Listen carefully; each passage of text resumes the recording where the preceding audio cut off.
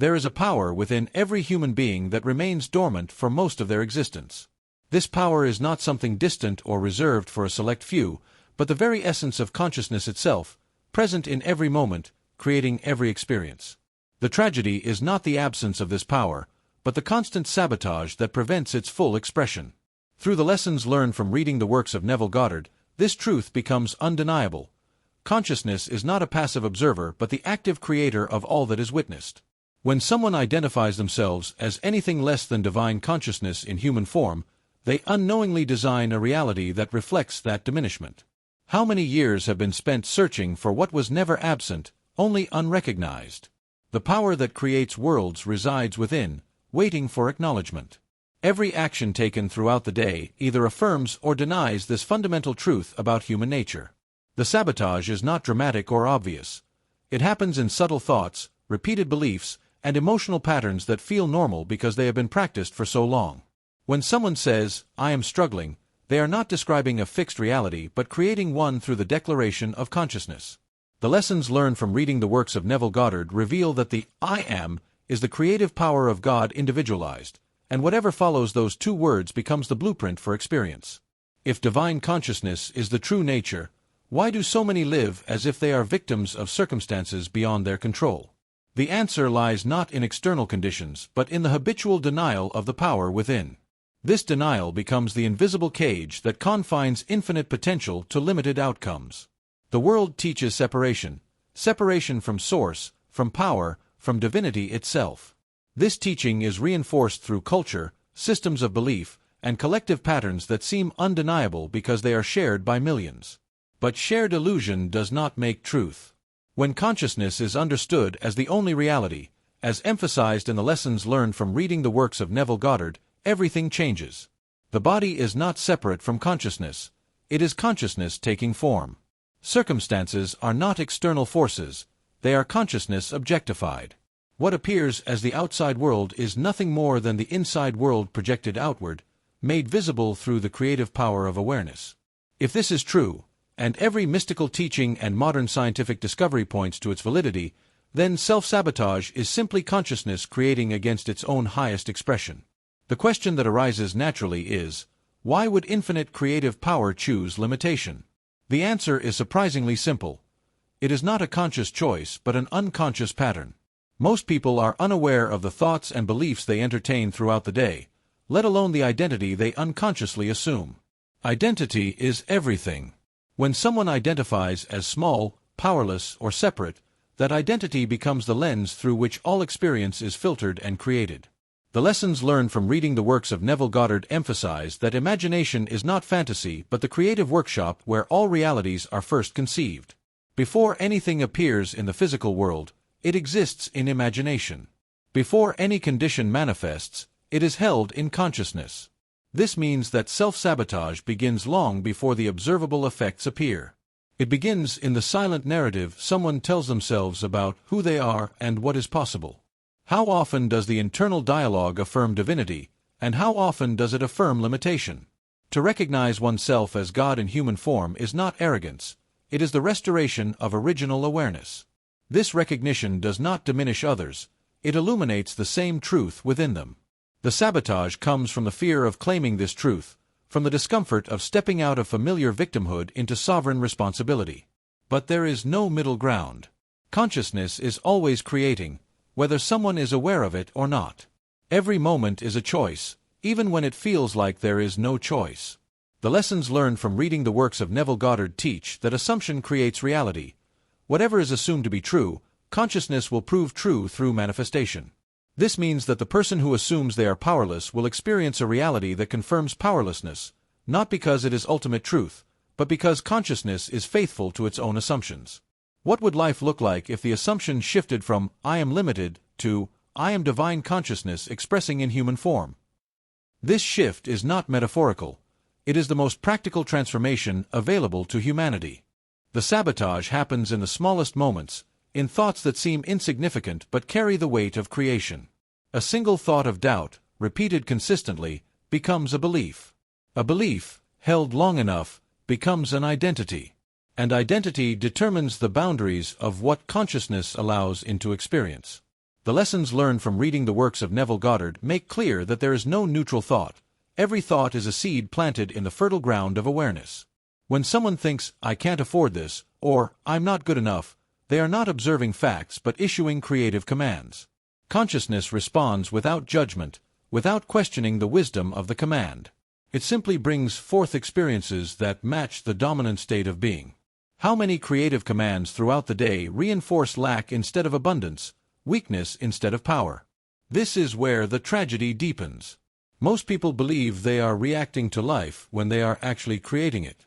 The external world, with all its apparent solidity and independence, is nothing more than consciousness made visible. Bruce Lipton's research in epigenetics confirms what mystics have known for millennia. Perception controls biology, and belief shapes cellular reality. When someone perceives themselves as separate from divine power, their biology responds accordingly. Stress hormones flood the system, the body enters survival mode, and the creative potential of cells becomes suppressed. This is not punishment. It is simply the natural consequence of consciousness identifying with limitation. The body is not separate from consciousness. It is consciousness experiencing itself through form. What happens when that consciousness believes it is powerless? The answer is visible everywhere. Illness, struggle, lack, conflict. These are not random afflictions but reflections of internal states made external. The lessons learned from reading the works of Neville Goddard emphasize that the outer world is frozen inner conversation. Whatever someone consistently feels and assumes internally must appear externally because there is no separation between inner and outer. They are one unified field of consciousness expressing in different modes. When someone says, "Nothing ever works out for me," they are not describing their history, they are scripting their future. Consciousness takes that declaration seriously because it takes every declaration seriously. The faithful servant of awareness never argues, it only manifests. How much of daily self-talk is creative affirmation, and how much is unconscious self-sabotage? The illusion of separation is the root of all self-sabotage. Separation from the divine source, separation from infinite possibility, separation from the power that creates universes. This illusion is so convincing because it is collectively reinforced. Everyone around seems to struggle, seems limited by circumstances, seems at the mercy of external forces. But collective agreement does not establish truth. In the lessons learned from reading the works of Neville Goddard, the teaching is radical. You are not in the world is in you. Consciousness is not contained by the body is contained within consciousness. This reversal of understanding changes everything. If the world is within consciousness, then changing consciousness changes the world. Not metaphorically, not eventually, but immediately in the realm of causation, which then ripples into the realm of manifestation. Why does this seem impossible to those who need it most? Because belief in limitation feels safer than claiming unlimited creative power. There is comfort in victimhood because it removes responsibility.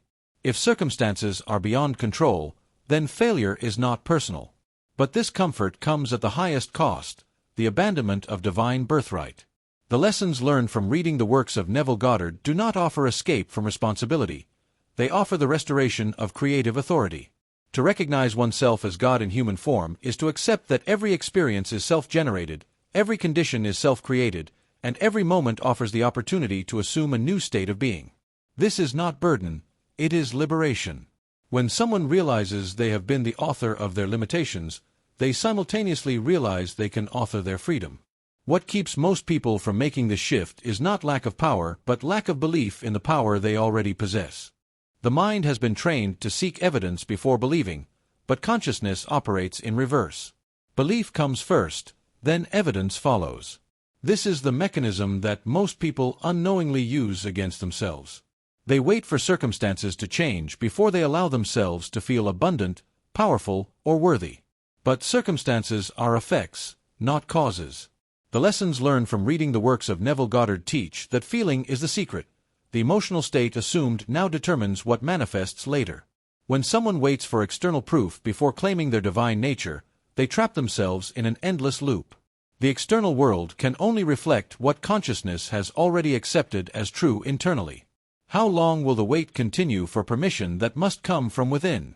Sabotage appears in the language used, the stories repeated, the identities defended. Someone might say, "I'm just not lucky," or "That's just how I am," without recognizing these statements as creative declarations. Every "I am" statement is aeoning of consciousness, a claim of identity that consciousness must honor through manifestation. The lessons learned from reading the works of Neville Goddard reveal that "I am" is the name of God, the creative power individualized in each person. When someone says, "I am broke," they are not describing their bank account, they are commanding consciousness to produce experiences of lack. When someone says, "I am unworthy," they are not confessing a truth, they are creating one. The power behind these words is absolute because consciousness is the only reality. What would happen if every "I am" statement reflected divinity instead of limitation? The resistance to this truth is understandable. Claiming divine power feels dangerous in a world that punishes those who stand out, that mocks those who believe in more than struggle. But this resistance is itself a form of sabotage. The lessons learned from reading the works of Neville Goddard make clear that there is no safety in smallness, only the illusion of safety. Playing small does not protect anyone. It only ensures that the fullness of life remains unexperienced. Divine consciousness expressing through human form is not meant to hide or diminish itself. It is meant to create, to expand, to transform limitation into abundance and fear into love. Every moment spent denying this nature is a moment spent creating from a false identity.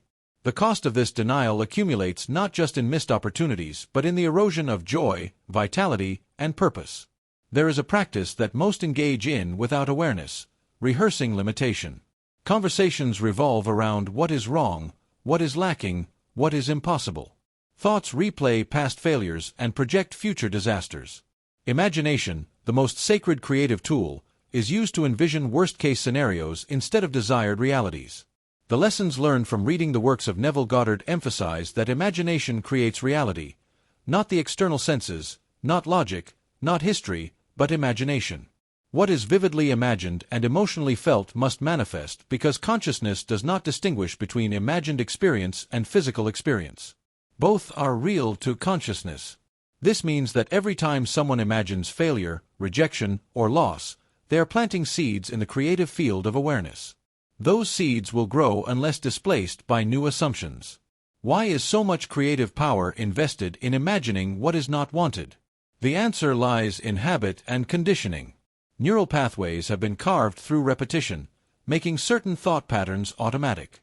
The brain, seeking efficiency, defaults to familiar narratives even when those narratives produce suffering. Joe Dispenza's work on neuroplasticity demonstrates that the brain can be rewired, that new neural pathways can be created through intentional mental rehearsal. This is not just psychology, it is the science of manifestation. When someone consciously chooses to imagine from the end result, to feel the fulfillment of the wish already accomplished, they are not daydreaming, they are creating. The lessons learned from reading the works of Neville Goddard teach to live in the end, to assume the feeling of the wish fulfilled and sustain that assumption until it hardens into fact. This requires vigilance because the old patterns will attempt to reassert themselves. Self-sabotage is not a one-time event, but a habit that must be consciously interrupted and replaced.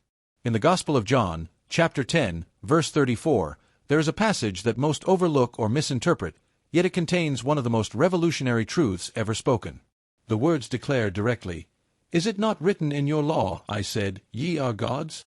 This is not metaphor or poetic language. It is a direct statement about the nature of human consciousness. Each word in this verse carries profound weight. "Is it not written" points to ancient knowledge, to truths that have always existed but have been forgotten or suppressed. "I said" indicates divine authority speaking through human form. "Ye are gods" is the ultimate revelation, that divinity is not external or distant but the very essence of what it means to be conscious. The lessons learned from reading the works of Neville Goddard illuminate this passage completely. Consciousness is God, and every individual is consciousness individualized. This is not blasphemy, it is the foundation of all creation. When this verse is understood through the lens of consciousness as the only reality, everything shifts. The statement, "Ye are gods," is not elevating humans to some external deity. It is recognizing that the creative power called God is the consciousness within every person. This power is not earned or granted, it is inherent. The lessons learned from reading the works of Neville Goddard teach that recognizing this truth is the beginning of all true transformation. Most people live as if they are separate from creative power, as if they must petition some external force for change.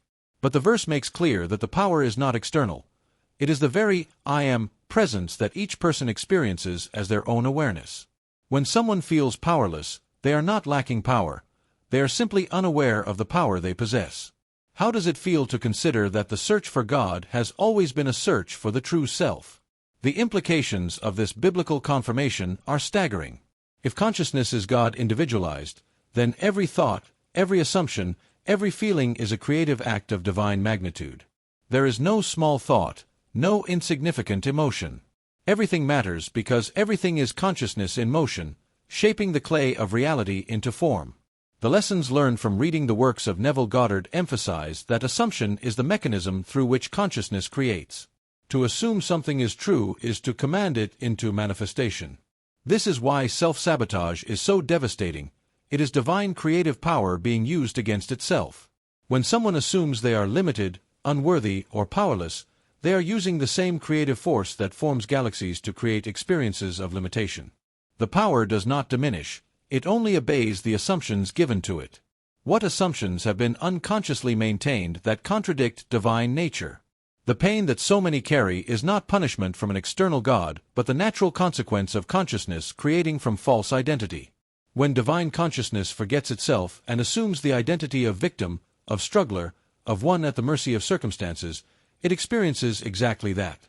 Not because it is true, but because consciousness is faithful to its own assumptions. The lessons learned from reading the works of Neville Goddard validate this experience not to create guilt but to restore power. Every moment of suffering has been unconsciously self-created, which means every moment of joy can be consciously self-created. The verse, "Ye are gods," is an invitation to remember, to reclaim, to step back into the awareness of what has always been true. This is not about becoming something new. It is about recognizing what has always been. How much longer will divine consciousness pretend to be anything less than what it is? The resistance to accepting this truth often comes from religious conditioning that taught humans to see themselves as sinful, separate, and small. But the scripture itself contradicts that teaching. The words are clear, "Ye are gods." Not, "Ye might become gods," or "Ye should worship gods," but "Ye are." Present tense. Eternal truth. The lessons learned from reading the works of Neville Goddard bridge ancient wisdom and practical application. They take the mystical and make it actionable. When someone truly grasps that their consciousness is the creative force of the universe individualized, they can no longer blame circumstances, genetics, economy, or any external condition for their experience. This is radical responsibility, and with it comes radical freedom. The same power that has been unconsciously creating limitation can be consciously directed to create abundance, health, love, and fulfillment. The verse is not just confirmation, it is activation. It is the universe speaking directly to each individual. Remember who you are. When divine consciousness awakens to its true nature, the entire structure of reality shifts. What once seemed solid and unchangeable reveals itself as fluid and responsive. The lessons learned from reading the works of Neville Goddard teach that awakening is not an event but a shift in assumption, from identifying as the limited human self to recognizing oneself as unlimited consciousness temporarily wearing human form. This shift does not require years of meditation or complex rituals. It requires a single committed decision, to stop assuming limitation and begin assuming divinity. Every experience from that point forward becomes evidence of the new assumption. The person who assumes they are divine consciousness in human form begins to notice synchronicities, opportunities, and manifestations that were always available but previously invisible. The outer world rearranges itself to match the inner assumption. How quickly would life transform if every action, thought, and decision came from the awareness of being God in human form? Responsibility becomes sacred when understood correctly. It is not burden or blame, it is creative authority. The lessons learned from reading the works of Neville Goddard clarify that no one else is creating anyone's reality. Not the government, not the economy, not family, not past trauma. These may have been the conditions that shaped previous assumptions, but they are not the cause of current experience. Consciousness is cause, everything else is effect. When someone takes full responsibility for their reality, they reclaim the power to change it. A person who sees themselves as victim of circumstances remains trapped. A person who recognizes themselves as creator of circumstances becomes free. This is not about denying pain or pretending difficulties do not exist. It is about understanding that even painful experiences are reflections of internal states, and internal states can be changed. What would become possible if every moment of hardship was seen as feedback rather than punishment? The practical application begins with awareness of the internal narrative. Most people are unaware of the thousands of thoughts that flow through consciousness each day, especially the repetitive ones that reinforce identity. The lessons learned from reading the works of Neville Goddard suggest a simple but powerful practice. Catch the thought, question the assumption, replace with truth. When a thought arises that says, "I can't do this," pause. Recognize that this is not observation but creation. Ask, is this the assumption of divine consciousness or the assumption of limited identity? Then consciously replace it, "I am unlimited creative power, all things are possible to me." This is not affirmation for the sake of positive thinking. This is recalibration of identity at the level of consciousness. The more consistently this practice is applied, the faster the external reality shifts to match the new internal assumption. How many moments of potential transformation are lost because thoughts go unexamined? Manifestation is not a special skill reserved for the spiritually advanced. It is the constant activity of consciousness. Every person manifests perfectly. They manifest exactly what they assume to be true. The person who assumes struggle manifests struggle. The person who assumes ease manifests ease. The lessons learned from reading the works of Neville Goddard reveal that the only difference between those who seem to have everything and those who seem to have nothing is the state of consciousness they habitually occupy. State determines manifestation. When someone wants health but assumes sickness, sickness manifests. When someone wants wealth but assumes poverty, poverty manifests.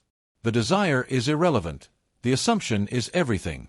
This is why trying harder, working more, or hoping desperately rarely produces different results. Effort at the level of action cannot override assumption at the level of consciousness. The shift must happen first in imagination, in feeling, in the silent claim of "I am," before it can appear in the external world. What is being assumed right now about health, wealth, relationships, and purpose? The revelation that changes everything is this: there is no waiting period between assumption and manifestation at the level of consciousness. The moment a new state is assumed, it is real in consciousness, and consciousness is the only reality. The physical manifestation is simply the delay required for the inner reality to objectify into form. The lessons learned from reading the works of Neville Goddard emphasize living in the end, assuming the feeling of the wish fulfilled now, not waiting for external confirmation. When someone assumes they are already the person they wish to become, already experiencing what they wish to experience, consciousness begins to construct the bridge of incidents that makes the physical manifestation inevitable. This is not magical thinking, it is the science of consciousness. The outer world has no choice but to conform to the inner world because the outer world is the inner world made visible. How long has the search for change been focused on the wrong level, trying to change effects instead of changing the cause? The existential weight of this truth can be overwhelming at first. To recognize that all experience has been self-created, that every limitation has been self-imposed, that every struggle has been the result of unconscious assumption, this can bring either despair or liberation. The difference lies in perspective. Despair comes from dwelling on what was lost, on years spent in limitation. Liberation comes from recognizing that if consciousness created limitation, it can just as easily create abundance. The lessons learned from reading the works of Neville Goddard point always toward the present moment, toward the power available right now. The past is gone, it exists only in memory, and memory is revisable. The future is unformed, it exists only in imagination, and imagination is controllable. The only moment that holds creative power is this one. What is being assumed in this moment about identity, about worthiness, about possibility? That assumption is creating the next moment and the next and the next. There is a metaphor that captures this perfectly. Consciousness is like an infinite ocean, and individual identity is like a wave upon that ocean. The wave appears separate, distinct, with its own form and movement. But it is not separate from the ocean. It is the ocean temporarily expressing in a particular form. When the wave crashes, it does not disappear. It returns to the ocean that it never actually left. Human consciousness is the same. It appears individual and separate, but it is never separate from the infinite consciousness that is the source of all. The lessons learned from reading the works of Neville Goddard teach that recognizing this unity dissolves the illusion of limitation. A wave that knows itself as the ocean no longer fears insufficiency. A human consciousness that knows itself as divine no longer fears powerlessness. The form may be temporary, but the essence is eternal and unlimited. How would daily life change if every challenge was met with the awareness that infinite creative power is the true identity? The body itself is a temple of consciousness, not a prison. Every cell responds to the beliefs held in awareness. When consciousness identifies with disease, cells respond accordingly. When consciousness identifies with vitality, cells respond accordingly. The connection between mind and body is not metaphorical but biochemical, electrical, and quantum. The lessons learned from reading the works of Neville Goddard align with modern understanding of psychoneuroimmunology, the study of how consciousness affects immune function and cellular health. Beliefs are not abstract. They are instructions given to the body at every level. Self-sabotage at the level of thought becomes self-sabotage at the level of biology. But the reverse is equally true. Conscious assumption of perfect health, of divine vitality, of the body as an instrument of infinite consciousness begins to reverse patterns of disease and dysfunction. The body wants to heal. It is designed to heal. What prevents healing is the continuous stream of limiting beliefs that override the body's natural intelligence. What beliefs about the body need to be recognized as self-sabotage and replaced with truth? The call now is not to strive or struggle but to assume and sustain. The lessons learned from reading the works of Neville Goddard make clear that creation is finished. Everything that can be experienced already exists in consciousness as potential. Manifestation is not about creating something new, but about selecting from infinite possibilities which state to occupy. This is done through assumption. When someone assumes they are healthy, they select the reality where health is present. When someone assumes they are abundant, they select the reality where abundance is present. The physical world then rearranges to reflect that selection. This is not wishful thinking. It is the mechanics of consciousness creating through assumption. The challenge is sustaining the new assumption long enough for it to harden into fact, to become the new habitual state. Old patterns will attempt to reassert themselves. Doubt will arise. External circumstances may temporarily seem to contradict the new assumption. But persistence in the desired state is the bridge. How willing is someone to persist in the assumption of divinity even when the old world seems to deny it? The transition from self-sabotage to self-mastery is not about perfection but about awareness. Every time a limiting thought is caught and replaced, consciousness is being trained. Every time an old identity is questioned and a new one assumed, neural pathways are being rewired. The lessons learned from reading the works of Neville Goddard provide the map, but each person must walk the path. No one can assume for another. No external teacher can do the inner work of shifting identity from limited human to divine consciousness in human form. This is the most intimate work, the most sacred responsibility.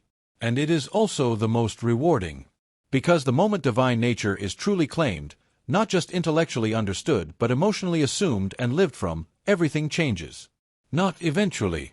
Not after more learning or more healing. Immediately, at the level of consciousness, which is the only level that matters. The external manifestation follows as surely as day follows night. What is the next assumption that needs to be made to end the cycle of self-sabotage and begin the experience of self-mastery? There is a practice that brings all of this understanding into lived experience, a practice so simple it is often dismissed, yet so powerful it transforms everything when applied with commitment. It begins with stillness. Find a moment of quiet, a space where the noise of the external world fades and internal awareness can expand. In that stillness, bring to mind the identity that has been unconsciously maintained, the one that says, I am limited, I am powerless, I am unworthy. Notice how that identity feels in the body, the heaviness it carries, the contraction it creates. The lessons learned from reading the works of Neville Goddard teach that feeling is the secret, that emotional states are the language consciousness understands most fluently. Now, gently release that old identity. Not with force or judgment, but with recognition that it was never true, only assumed. Watch it dissolve like mist in morning light. In the space where the old identity once lived, consciously assume a new state. Feel what it would be like to know, with absolute certainty, that divine consciousness is the truth of existence. Imagine the sensation of limitless creative power flowing through awareness, not as something foreign but as something inherently natural. The lessons learned from reading the works of Neville Goddard emphasize living from the end. Assume the feeling of already being what is desired. In this practice, assume the feeling of already being recognized as God in human form, not in arrogance but in quiet knowing. Feel the peace that comes with this recognition, the strength, the joy. Let that feeling saturate consciousness until it becomes more real than any external circumstance. Remain in this state for as long as possible, returning to it throughout the day whenever awareness drifts back to old patterns. This is not escape from reality. This is the construction of new reality at the level of cause. For those who feel called to go deeper, there is an invitation. The teachings shared here are not complete until they are lived, tested, and proven in personal experience. This channel exists to support that journey, to provide ongoing guidance for those awakening to their divine nature. Subscribing ensures that each new revelation, each new exploration of consciousness and manifestation, reaches those who are ready. Activating notifications means never missing the exact message needed at the exact moment it is needed. These are not just videos, they are tools for transformation, maps for navigating the shift from self-sabotage to self-mastery. The community that gathers here is composed of those who refuse to settle for limitation, who recognize that the search for truth is the highest calling. What would it mean to be part of a collective awakening, where each person's recognition of their divine nature accelerates the recognition in others? The question that echoes through everything shared here is simple but profound. If divine consciousness is the truth of existence, if unlimited creative power is inherent in every person, if reality is nothing more than consciousness made visible, then what will be created next? The old patterns of self-sabotage can end in this moment. Not eventually, not after more learning or more healing, but now. The decision to assume divinity, to claim creative authority, to live from the awareness that I am God in human form, is available right now. The lessons learned from reading the works of Neville Goddard provide the framework, but the application is personal and immediate. Every thought from this point forward is a choice. Every assumption is a creative command. Every moment is an opportunity to either reinforce limitation or express divinity. Which will be chosen?